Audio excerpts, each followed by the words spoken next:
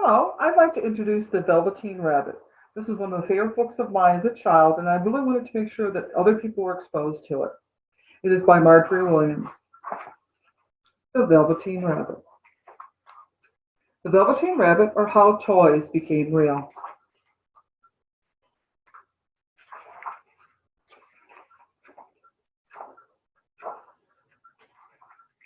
There once was a Velveteen Rabbit. In the beginning, he was really splendid. He was fat and bunchy as a rabbit should be. His coat was spotted, brown and white. He had real Fred Feather whiskers, and his ears were lined with pink sateen. On Christmas morning, when he sat wedged in the top of the boy's stocking with a sprig of holly between his paws, the effect was charming. There were other things in the stocking, nuts and oranges and a toy engine, and chocolate almonds and a clockwork mouse. But the rabbit was quite the best of all. For at least 2 hours the boy loved him, and the aunts and uncles came to dinner, and there was a great rustling of tissue paper and unwrapping of parcels, and the excitement of looking at all the new presents, the Velveteen Rabbit was forgotten. For a long time he lived in the toy cupboard or on the nursery floor. No one thought very much about him. He was naturally shy, being made only of velveteen. Some of the more expensive toys quite snubbed him. The mechanical toys were very superior and looked down upon everyone else. They were full of modern ideas.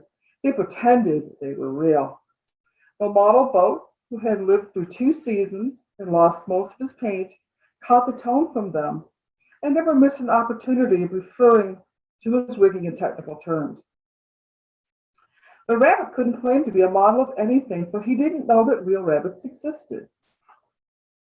He thought they were all stuffed with sawdust like himself. He understood that sawdust was quite out of date and should never be mentioned in modern circles.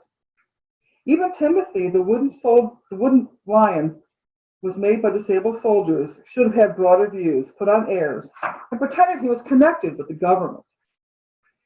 Between them, all the little rabbit was made to feel himself very insignificant and commonplace. And the only person who was kind to him at all was the skin horse. The skin horse had lived longer in the nursery than any of the others.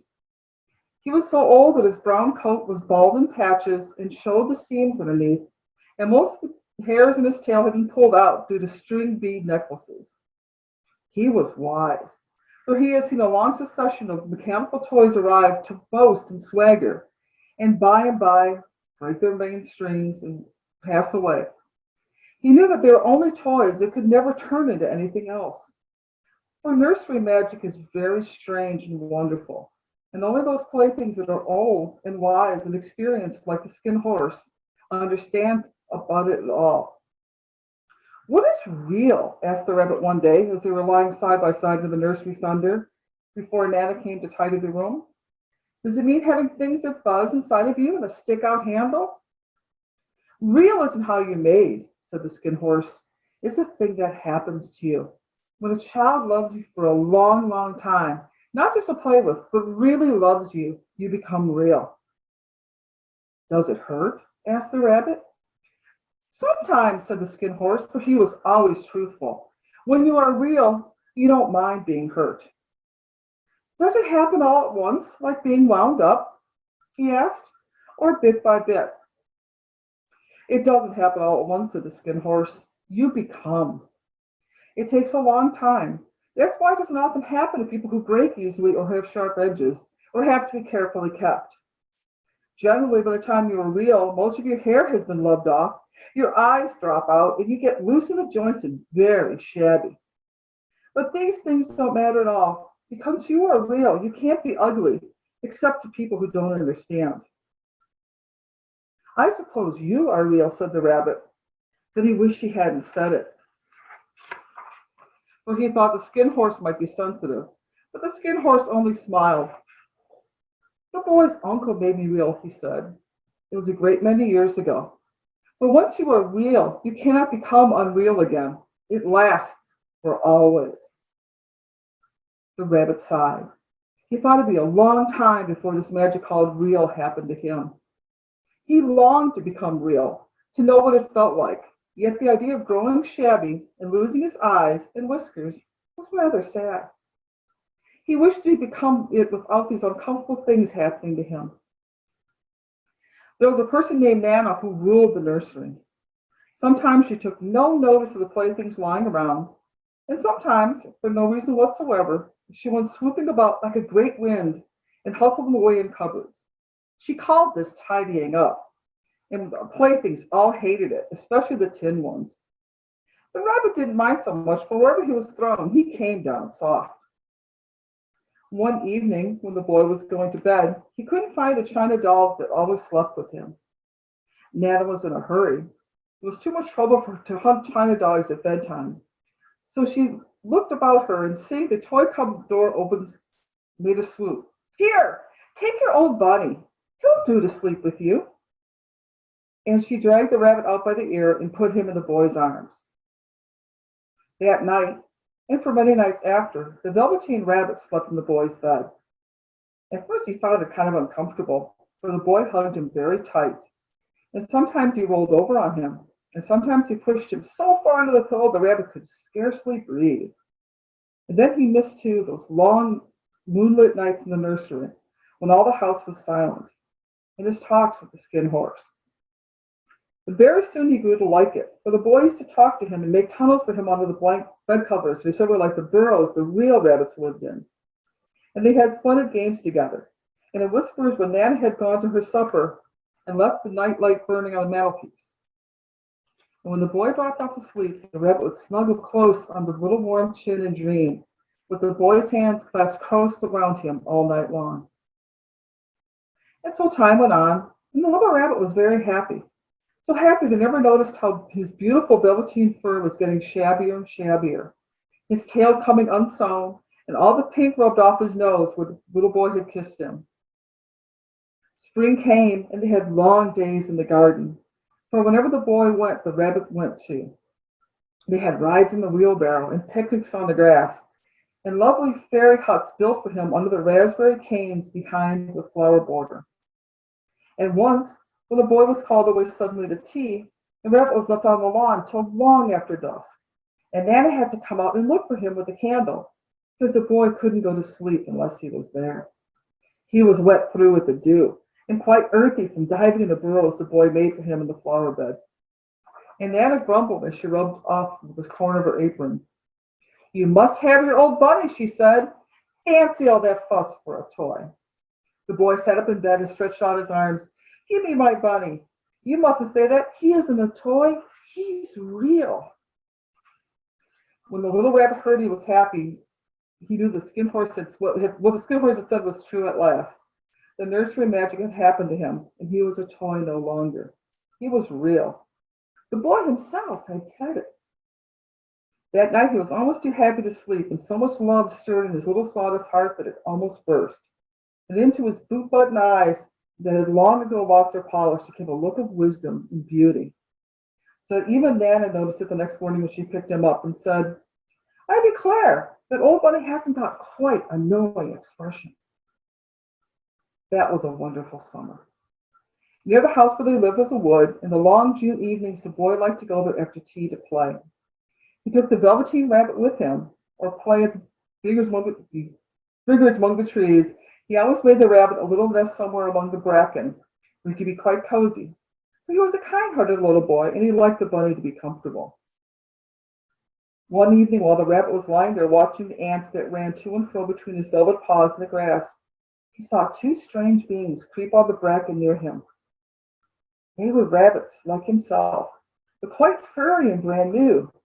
They must have been very well made, for their seams didn't show at all, and they changed shape in a queer way when they moved. One minute they were long and thin, and the next minute they were fat and bunchy, instead of always staying the same like he did.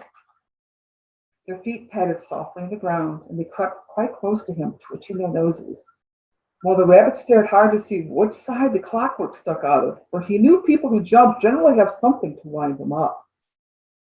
But he couldn't see it. They were evidently a new type of rabbit altogether. They stared at him, and the little rabbit stared back. All the time their nose twitched. Why don't you get up and play with us? One of them asked. I don't feel like it, said the rabbit, for he didn't want to explain he had no clockwork. Ho, said the furry rabbit. It's as easy as anything. And he gave a big hop sideways and stood on his hind legs. I don't believe you can, he said. I can, said the little rabbit. I could jump higher than anything. He meant when the boy threw him, but of course he didn't want to say so. Can you hop on your hind legs? Asked the furry rabbit. That was a dreadful question, for the Velveteen Rabbit had no hind legs at all. The back of him was made all in one piece like a pincushion. He sat still in the bracken and hoped the other rabbits wouldn't notice. I don't want to, he said again. But the wild rabbits had very sharp eyes, and this one stretched out his neck and looked. He hasn't got any hind legs, he called out. Fancy a rabbit without hind legs. And he began to laugh. I have, cried the little rabbit. I have hind legs. I'm just sitting on them. Then stretch them out and show me like this, said the wild rabbit. He began to whirl and dance until the little rabbit got quite dizzy. I don't like dancing, he said. I'd rather sit still. But all the while, he was longing to dance. For a funny new tickling feeling ran through him. He felt he would give anything in the world to be able to jump about like those rabbits did. The strange rabbit stopped dancing and came quite close. He was so close this time that his long whiskers brushed the Velveteen Rabbit's ear. Then he wiggled his nose suddenly and flattened his ears and jumped backwards. He doesn't smell right, he exclaimed. He isn't a rabbit at all. He isn't real. I am real, said the little rabbit. I am real. The boy said so. And he nearly began to cry.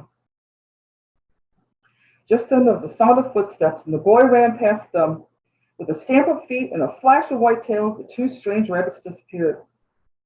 Come back and play with me, called the little rabbit. Oh, do come back. I know I am real. But there was no answer. Only the little ants ran to and fro, and the bracken swayed gently where the two strangers had passed. The Velveteen Rabbit was all alone. Oh dear, he thought. Why did they run away like that? Why couldn't they stop and talk to me? For a long time he lay very still, watching the bracken, hoping that they would come back. But they never returned, and presently the sun sank lower, and the little white moths floated about, and the boy came and carried him home. Weeks passed, and the little rabbit grew very old and shabby, but the boy loved him just as much. He loved him so hard that he loved all his whiskers off, and the pink lining in his ears turned gray. His brown spots faded. He began to lose his shape and scarcely looked like a rabbit anymore, except to the boy. To him, he was always beautiful, and all that the little rabbit cared about. He didn't mind what he looked like to other people, because the nursery magic had made him real. And when you're real, shabbiness doesn't matter. And then, one day, the boy was ill. His face grew very flushed, and he talked in his sleep. And his little body was so hot that it burned the rabbit when he held him close. Strange people came and went in the nursery, and the light burned all night through. And the Velveteen Rabbit laid there, hidden from sight under the bed covers. He never stirred, for he was afraid if they found him, someone might take him away, and he knew the boy needed him. It was a long, weary time, for the boy was too ill to play, and the rabbit found it too dull with nothing to do all day. But he snuggled down patiently and looked forward to the time when the boy could be well again, and they would go out in the garden amongst the gardens and the butterflies, and play splendid games in the raspberry thicket like they used to. All sorts of delightful things he planned, and while the boy lay half asleep, he crept up close to the pillow and whispered them in his ear. And presently the fever turned, and the boy got better. He was able to sit up in bed and look at his picture books while the little rabbit cuddled close to his side. And one day they let him get up and dress. It was a bright sunny morning, and the window stood wide open. They carried the boy off the balcony and wrapped up in a shawl, and the little rabbit lay tangled up among the bedclothes, thinking. The boy was going to the seaside tomorrow. Everything was arranged, and now it only remained to carry out the doctor's orders. They talked about it all while the little rabbit laid under the bedclothes, with just his head peeping out, listening. The room was to be disinfected, with all the toys and books and toys the boy had played with must be burned. Hurrah, said the little rabbit, tomorrow we go to the seaside. For the boy had often talked about the seaside, and he wanted very much to see the big waves coming in, and the tiny crabs and the sandcastles. Just then Nana caught sight of him. "How about this old bunny?" she asked. "That?"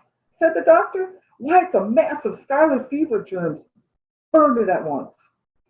"What nonsense! Give him a new one. He mustn't have that any more." So the little rabbit was put in a sack with the old picture books and a lot of rubbish and carried out to the end of the garden behind the fowl house. It was a fine place to make a bonfire. Only the gardener was too busy just then to attend to it. He had the potatoes to dig and the green peas to gather, but the next morning he promised to come quite early and burn the whole lot. That night the boy slept in a different bedroom. He had a new bunny to sleep with. It was a splendid bunny, all white plush with real glass eyes, but the boy was too excited to care very much about it, for tomorrow he was going to the seaside. And that itself was a wonderful thing that he could think of nothing else. And while the boy was asleep dreaming of the seaside, the little rabbit lay among the old picture books in the corner behind the fowl house, and he felt very lonely. The sack had been left untied, so by wriggling a little bit, he was able to get his head through the opening and look out. He was shivering a little, for he was always used to sleeping in a proper bed. But this time his coat had worn so thin and threadbare from hugging, there was no longer any protection to him. Nearby, he could see the thicket of raspberry canes growing tall and close like a tropical jungle, in whose shadow he had played with the boy on bygone mornings. He thought of those long sunlit hours in the garden, how happy they were, and a great sadness came upon him. He seemed to see all those pass before him, each more beautiful than the other. The fairy huts in the flower bed, the quiet evenings in the wood where he lay in the bracken and little ants ran over his paws, the wonderful day he first knew he was real. He thought of the skin horse, so wise and gentle, and all that he had told him. Of what use is it to be loved and lose one beauty and become real if it all ended like this? And a real tear trickled down his shabby velvet nose and fell to the ground. And then a strange thing happened. For where the tear had fallen, a flower grew out of the garden, a mysterious flower, not like anything that grew in the garden. It had slender green leaves in the color of emeralds. In the center of the leaves, like a blossom, was a golden cup. It was so beautiful the little rabbit forgot to cry, just lay there watching. And presently the blossom opened, and out of there stepped a fairy. She was quite the loveliest fairy in the whole world. Her dress was made of pearl and dewdrops, and there were flowers around her neck and in her hair. And her face was like the most perfect flower of all. She came close to the little rabbit, gathered him up in her arms, and kissed him on his velveteen nose that was all damp from crying. "Little rabbit," she said, "don't you know who I am?" The rabbit looked up at her and seemed to him that she had seen his face before, but couldn't think where. "I am the nursery magic fairy," she said. "I take care of all the playthings the children have loved. When they are old and worn out and the children don't need them anymore, then I come and take them away with me and turn them into real." "Wasn't I real before?" asked the little rabbit. "You were real to the boy," the fairy said, "because he loved you. Now you shall be real to everyone." And she held the little rabbit close in her arms and flew with him into the woods. It was light now, for the moon had risen. All the forest was beautiful, and the fronds of bracken shone like frosted silver. In the open glade between the tree trunks, the wild rabbits danced with their shadows in the velvet grass. When they saw the fairy, they stopped dancing and stood round in a ring to stare at her. "I brought you a new playfellow," the fairy said. "You must be very kind to him and teach him all he needs to know in Rabbitland, for he's going to live with you forever and ever." She kissed the little rabbit again and put him on the grass. "Run and play, little rabbit," she said. The little rabbit sat quite still for a moment and never moved. And when he saw all the wild rabbits dancing about him, he suddenly remembered about his hind legs, and he didn't want them to see he was made all in one piece.